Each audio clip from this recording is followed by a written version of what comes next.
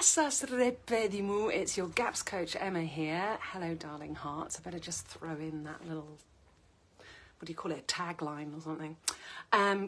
GAPS coach Emma here, freshly returned from holiday time and back in the saddle, hardcore, ready to take on the world. I went to a do at the weekend. It was very interesting. I was observing spellings. Like when we go to school and we do spellings, it's teaching us that there's etymology to be looked at. If you have not had a look at Paul Knight of What the Flock TV, I highly recommend you go and check him out. He's so interesting. He does this little thing called spell etymology, where he looks at certain words and looks at their meanings, you know, and it's all there for us. It's all laid out. If we can decipher these riddles, if you like, out there in the big wide world that help guide us to either follow the path of least resistance and the path of fulfillingness and the path of love, or to be kind of hoodwinked and led by the nose by the dark forces. But there are clues. There are clues. So I wanted to talk about B1. I've just been on a thiamine, high megadose of thiamine. I feel so fabulous, I've got to say. I can't see how anyone wouldn't benefit from doing this, but you can't just jump in because it might cause you problems. You have to slowly do a protocol. You have to take it with a B complex and you have to take it with magnesium. And if you're going to take magnesium, you might as well be taking some calcium because they work together. So there's a few things you have to do. But anyway, I've been on this protocol and I'm feeling really good. Like my little tiny niggly pain in my hip is gone, and I'm just waking up feeling refreshed and feeling a bit fruity, you know, feeling happy, so yeah, B1. And let's just look at the etymology of that, just those sounds. B1, be at one, B1, be together as one, right? Derek Lonsdale did some research on B1 back in the 1950s, and it's all but disappeared. If it wasn't for Elliot Overton, who's brought Derek Lonsdale's work back from the brink and is sourcing really pure sources of thiamine with no fillers in them in gelatin capsules. Like, you know, Elliot Overton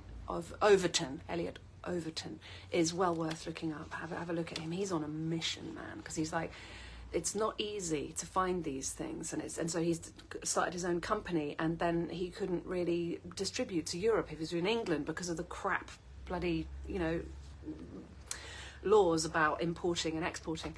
And so he moved to France. He's taking it really seriously. And it is a kind of life or death thing here, people. It's like life or death. You either grasp the nettle and grab the bull by the horns and take full responsibility, which is a real mission. And you have to fiercely grab it, you know, to wake up in the morning feeling good. Because we're all are kind of at varying degrees of poisoning, basically. You know, I hate to say that. But, yeah, so B1.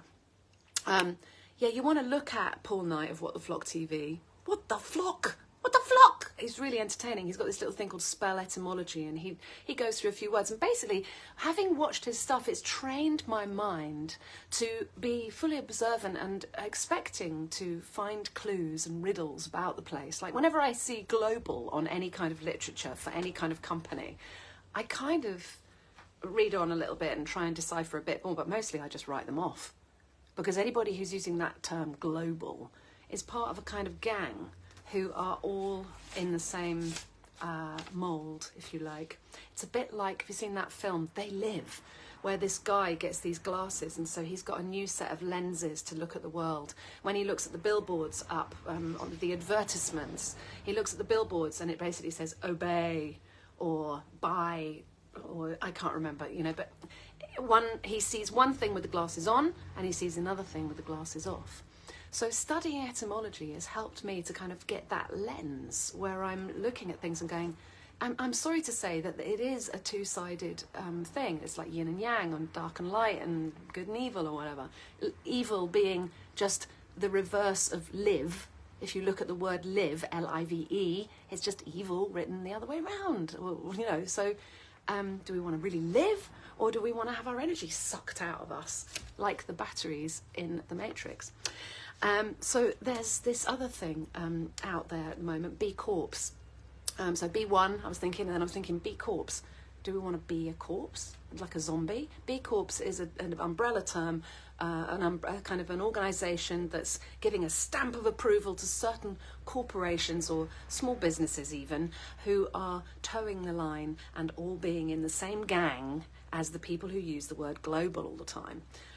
So they look amazing on paper. It's a bit like the UN sustainability goals. You look at it on paper and you go, well, that sounds great, protecting the environment and empowering people, but they're just thinly veiled, really dark plans to sever the babies from the mamas and get the mamas back to work so that they're good taxpayers, and start the indoctrination and the brainwashing of the little ones from 6 months old, because, you know, that's just a small part of it. But let's just survive and thrive these troubled times, shall we? And get on the B1. Yeah. So B Corps. I'm been very disappointed to find out the Hunter and Gatherer, where you can get like no veg oil, mayonnaise, and low sugar. Ketchup and stuff, you know, they're a B Corps, and they're proud to say they are a B Corps. Now, who's to say that they are really good people who've been hoodwinked by the forces, you know, or are they in on it? I just don't know, but I'm going to have to just turn my back on those that I see kind of doing that thing. We're all in this together. I want to find the real people doing the real things. Anyway, what else did I want to tell you about? Yeah, try and find that lens to see the world through. If you're having trouble with that, come and see me at Timeless Cookery, because actually once you can see where the pitfalls and hurdles lie, you can go the other way, and you can smile and wave and laugh and go, ha ha, I'm not going that way, thank you so much, goodbye. You know, that includes parking tickets and things like that with natural law. So yeah, come and hang out and rub shoulders with people who are being shiny and full of light. I went to a do at the weekend, and there were some people there that, I'm not joking, were like reptilian. When I say reptilian, I mean they're living in their reptilian brain here at the back. It's just about me. They're just thinking about serving themselves. They're not thinking about serving the collective.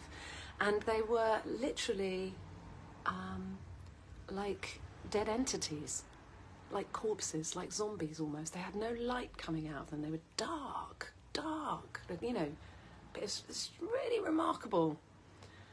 Anyway, once you've got your lenses, you can go, aha, I see. You can, you know, protect yourself from vampiric energies trying to suck your energy, and you can shine your light as bright as you like, and you will be a beacon, and they will come for you, and they will try and make your life a little bit difficult. But we don't care, because we're made of stronger stuff. Literally, collagen, gelatin, and all the amino acids from the stock pot. That's what we're made of.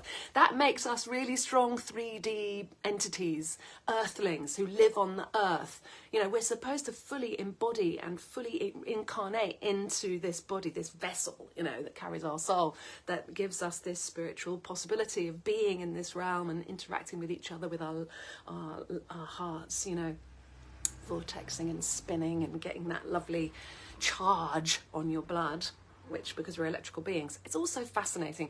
Anyway, come and hang out with me in Timeless Cookery Club, and let's get cracking. I've got spaces for a few one-to-one clients still, but I'm getting busy now, so we're really getting somewhere, you know. People are really recovering from all sorts of autoimmune issues and fibromyalgia and all sorts of chronic fatigue, nastiness, and these mystery illnesses, you know. We're getting somewhere, and people are feeling better. So lots of love to you. Have a wonderful day. I'm back in the saddle. I'm back on at work. So lots of love, and see you soon. Bye.